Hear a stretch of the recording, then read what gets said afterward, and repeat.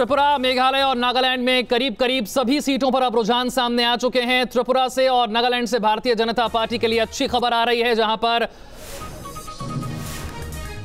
जबरदस्त अपनी मौजूदगी न सिर्फ दर्ज करवाई है बल्कि त्रिपुरा में सरकार बनाने के करीब अब भारतीय जनता पार्टी नजर आ रही है। यानी कि 25 साल बाद लेफ्ट का किला यहां पर गिरता हुआ नजर आ रहा है। साथ ही साथ नागालैंड में भी भारतीय जनता पार्टी अपने सहयोगियों के साथ काफी अच्छी स्थिति में है। मेघालय में अभी किसी पार्टी के पास स्पष्ट बहुमत जाता नजर नहीं आ रहा है। मेघालय में कांग्रेस पार्टी की सरकार थी, लेकिन अभी बहुमत से कांग्रेस पार्टी दूर है। रुझानों में 20 सीटों पर कांग्रेस आगे चल रही है, लेकिन सभी की नजरें टिकी हुई थी त्रिपुरा पर। 36 सीटों पर भारतीय जनता पार्टी यहां पर आगे है। बीजेपी नेता किरण रिजिजू ने इस वक्त बड़ा बयान दिया है इन चुनाव के नतीजों को लेकर। मेघालय में सरकार बनाने का दावा किया है किरण रिजिजू ने। नागालैंड में भी सरकार बनाने का उन्होंने भरोसा जताया है। मेघालय की स्थिति आपको बताया, यहां पर अन्य जो हैं ये बहुत बड़ा रोल प्ले करने वाले हैं। अन्य के खाते में 22 सीटें जो हैं वो जाती हुई नजर आ रही हैं। वरिष्ठ पत्रकारों का, राजनीतिक विश्लेषकों का एक खास पैनल हमारे साथ मौजूद है। विनोद अग्निहोत्री साहब से शुरू करते हैं। तीनों राज्यों के रुझान आपके सामने हैं, किस तरफ इशारा कर रहे हैं? त्रिपुरा और नागालैंड कम से कम भारतीय जनता पार्टी के खाते में जाता नजर आ रहा है। मेघालय की स्थिति बहुत साफ अभी नहीं है। हाँ, लेकिन मेघालय में जो रुझान आपको दिखाई पड़ रहे हैं, मान लीजिए अन्य 22 हैं और भाजपा 8 पर आगे है और 7 पर आगे है और यूडीपी 8 पर है, तो कहीं ना कहीं जो है निर्दलियों की संख्या भी काफ़ी होगी। अगर कांग्रेस 20 पे ही रुक जाती है तो कांग्रेस के लिए मुश्किल होगा वहाँ सरकार बनाना। यानी आपको लगता है अन्य के साथ मिलकर भारतीय जनता पार्टी सत्ता में आ सकती है मेघालय में? देखिए, कुछ भी हो सकता है। कारण उसका ये है कि देखिए, 2 राज्यों में भाजपा स्पष्ट रूप से बिल्कुल आगे है। त्रिपुरा में आपने देख ही लिया, 36 के आसपास उसका आंकड़ा छू रहा है और नागालैंड में भी वो आगे चल रही है। तो जब 2 राज्यों में उसका सरकार बनने के करीब होगी तो निश्चित रूप से असर जो है। ठीक है, बहुत जल्दी सुजीत जी के पास। सुजीत जी, त्रिपुरा में 25 साल बाद लेफ्ट का किला क्या गिर गया मान लिया जाए? यहां से रुझान जो है वो नतीजे में ऐसे ही पलटेंगे, इसमें कुछ बदलने की ज्यादा संभावना आपको नजर आ रही है? बदलेगा नहीं, बीजेपी का पहली बार सरकार बनेगा त्रिपुरा में, ये तय है। और सबसे बड़ा कारण क्या होगा 25 साल बाद लेफ्ट का किला गिरने का? सबसे बड़े कारण है लेफ्ट जिस तरीका से पावर में आया था और जिस आइडियोलॉजी का तहत इन्होंने पार्टी शुरू किया था उससे काफी गिर चुके हैं। कैडर में काफी सारे करप्शन, भ्रष्टाचार जो है। ठीक है, भारतीय जनता पार्टी और कांग्रेस पार्टी से भी हमारे साथ मेहमान जुड़ गए हैं। चरण सिंह सप्रा साहब, ना नागालैंड में आप मौजूदगी दर्ज करवा पा रहे हैं, ना त्रिपुरा में आप मौजूदगी दर्ज करवा पा रहे हैं। मेघालय में जहां पर आपकी सरकार थी वहां पर भी आप बहुमत के नजदीक नहीं जा पा रहे हैं। कांग्रेस इतनी मुश्किल स्थिति में। जी, आप ठीक कह रहे हैं। देखिए, त्रिपुरा के अंदर जो है वहाँ पर कांग्रेस के जो ऑर्गेनाइजेशनल स्ट्रक्चर है उसको बेहतर बनाने का एक प्रयास अभी शुरू हुआ है। उसमें हम पहले ही 10 सीटों पे थे, जिसमें से 6 टीएमसी में चले गए थे और फिर वही 6 बीजेपी में डिफेक्शन हो गया है। तो डिफेक्शन का पॉलिटिक्स त्रिपुरा में जैसे रहा वैसा नागालैंड में भी रहा है। तो कांग्रेस ना तो पहले भी नागालैंड में हम 8 ही सीटों पे थे और वहाँ भी हमको अभी ऑर्गेनाइजेशन पे बहुत काम करने की जरूरत।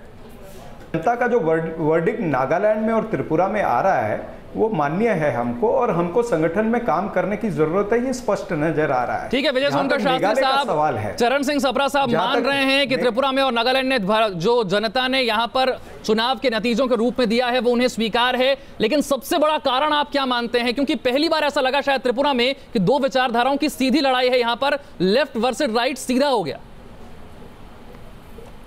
देखिए, ये लड़ाई को अलग छोड़ दिया जाए, अगर कांग्रेस की जहाँ तक बात हो रही है तो कांग्रेस ने 60-70 साल तक पूर्वोत्तर भारत पर राज किया था और वहाँ की हालात क्या बना करके रखी थी। आज वहाँ पर जिस तरह से भ्रष्टाचार की मानसिकता बन गई है, वहाँ पर इंफ्रास्ट्रक्चर का जो हाल है, वहाँ पर बेरोजगारी की जो समस्या है, इन समस्याओं के पीछे वहाँ की जनता ने ये मान लिया है कि अगर से या 25 साल से अब आप बोलना चाहें तो आप ही बोलिए। अभी तक तो बोल ही रहे थे। नहीं, मैं बता रहा हूँ, आपको थोड़ा दुरुस्ती कर रहा हूँ। नहीं, आप बोलिए। इन्हीं से सुन लीजिए कि इनके हार का क्या कारण है।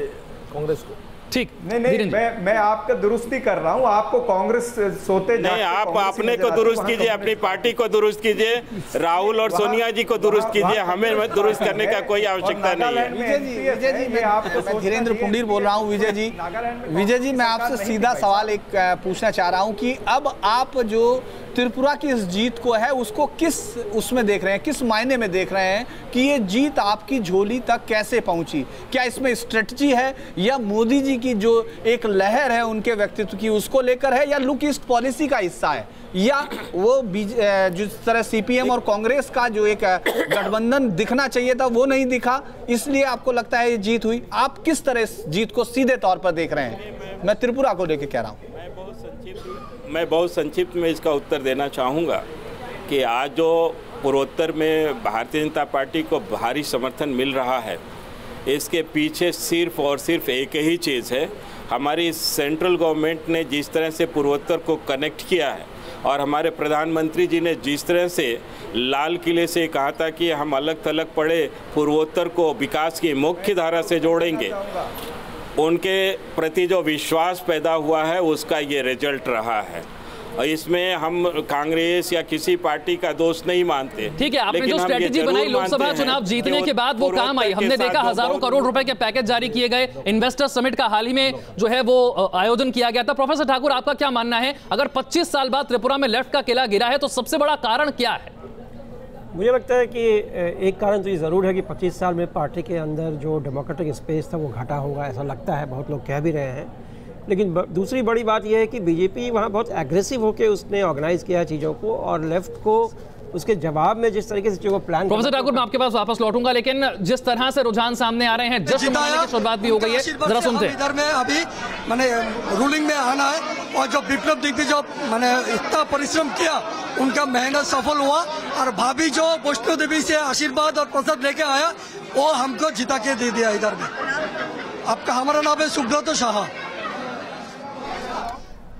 ठीक है प्रोफेसर ठाकुर, मुझे लगता है कि जो जिस तरीके से लेफ्ट को अपने आप को रीऑर्गेनाइज करने की ज़रूरत है, पार्टी के स्तर पर भी, विचारधारा के स्तर पर भी, एम्प्लॉयमेंट के मुद्दे को कैसे हैंडल किया जाए, इन चीज़ों पे उनको काम करने की भी ज़रूरत है। ये साफ साफ दिख रहा है, जो मार्जिन है वो बहुत बड़ा है। माइक्रो मैनेजमेंट बीजेपी का बहुत अच्छा है, इससे सब लोग परिचित हैं कि उन्होंने तमाम जो लेफ्ट के खिलाफ फोर्सेस होंगे। लेकिन माणिक सरकार की छवि को आगे करती थी लेफ्ट, और उसी के कारण जीत का इतना बड़ा दावा करते थे। माणिक सरकार की छवि को बदलने की बहुत ज्यादा कोशिश की भारतीय जनता पार्टी ने, आपको लगता है कामयाब हो गई उसमें?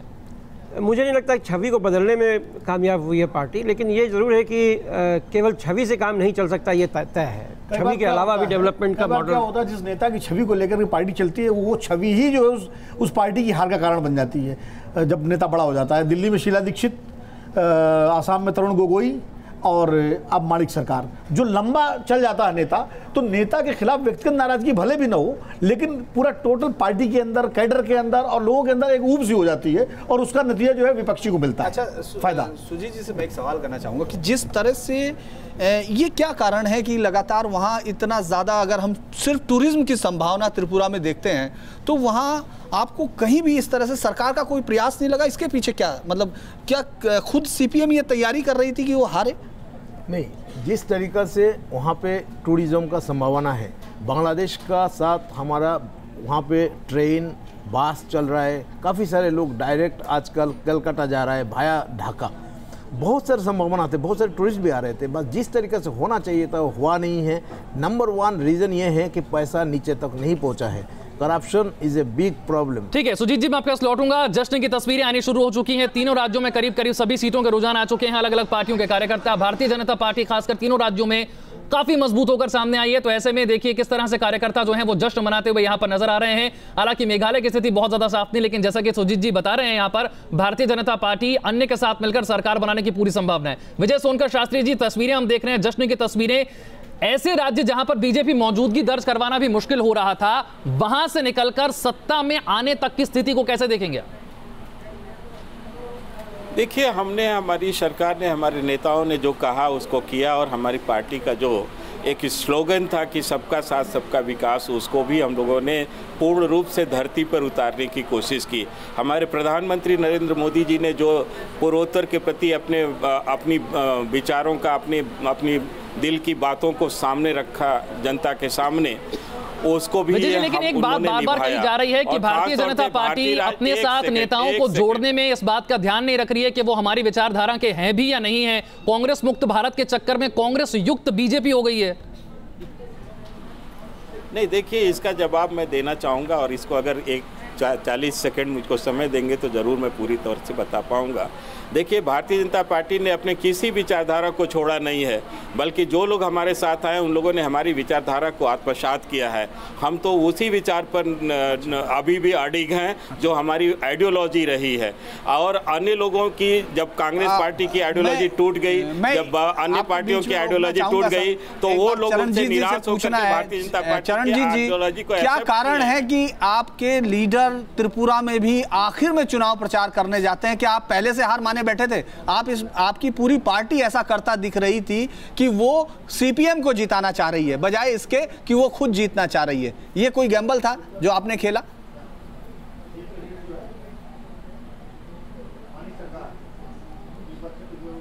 शायद सप्रा जी से संपर्क टूट गया। इसी बात का जवाब जो है सुजीत जी से ले लेते हैं। क्या कारण है कि कांग्रेस एंड तक वो उस तरीके की मौजूदगी संगठन के स्तर पर नहीं थी त्रिपुरा में जैसे कि हम उम्मीद कर रहे थे? बिल्कुल, कांग्रेस 10 एमएलए थे इनका। इन्होंने दिल्ली में आए, Sudip Barman Rai Barman, he was the opposition leader और यंग लड़का है, बहुत ही संभावनाशील लीडर है। वो आए थे दिल्ली सबको लेकर, राहुल जी से मिला टाइम नहीं मिले असेंबली इलेक्शन और उसके बाद जो लोकसभा इलेक्शन हुआ उसमें सीपीएम का साथ कांग्रेस का जो गठबंधन था दिल्ली में, महागठबंधन, उसका इम्पैक्ट ये हुआ कि त्रिपुरा में इनको इशारों से कह दिया कि भाई तुम जो है बैठा रहो और चाहे तो सीपीएम को वोट देने दो। ये कारण है कि इन्होंने तृणमूल कांग्रेस में ज्वाइन किया पहले।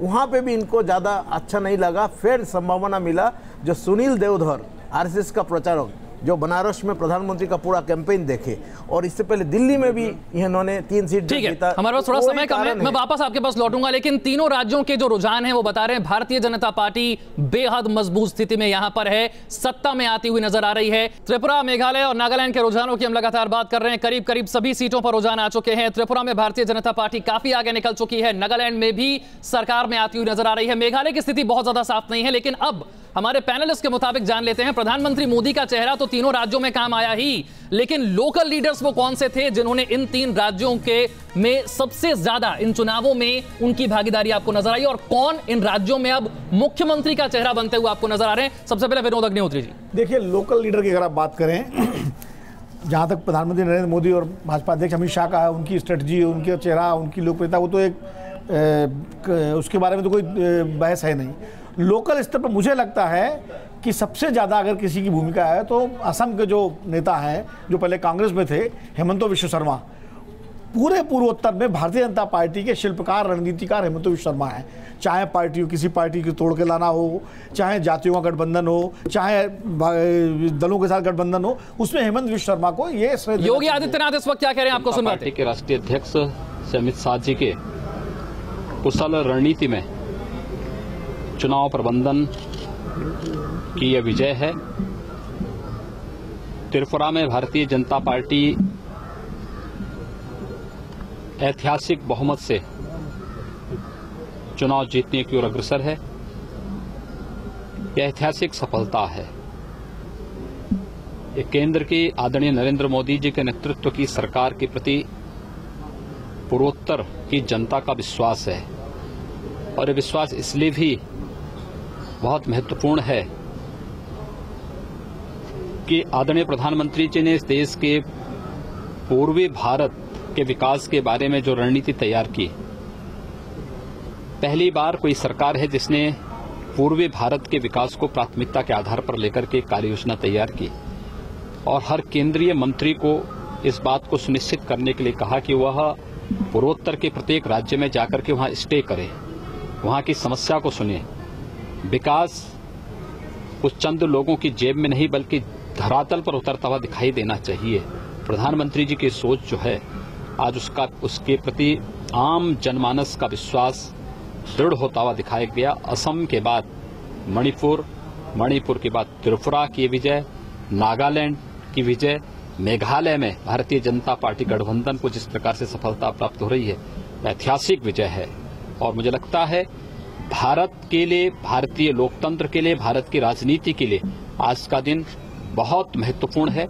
मैं आदरणीय प्रधानमंत्री जी को, आदरणीय राष्ट्रीय अध्यक्ष जी को इस विजय के लिए हृदय से कोटि कोटि बधाई देता हूं और विश्वास व्यक्त करता हूं कि उनके नेतृत्व में पूरे देश के अंदर भारतीय जनता पार्टी का विकास और सुशासन का यह अभियान निरंतर आगे बढ़ता रहेगा मैं त्रिपुरा, नागालैंड और मेघालय के अंदर जिन कार्यकर्ताओं ने भारतीय जनता पार्टी आदरणीय प्रधानमंत्री जी के नेतृत्व में, राष्ट्रीय अध्यक्ष जी के रणनीति में कार्य करते हुए ये ऐतिहासिक सफलता की ओर भारतीय जनता पार्टी को बढ़ाया है, मैं उन सभी को भी हृदय से कोटि कोटि बधाई देता हूं, अपनी शुभकामनाएं देता हूं।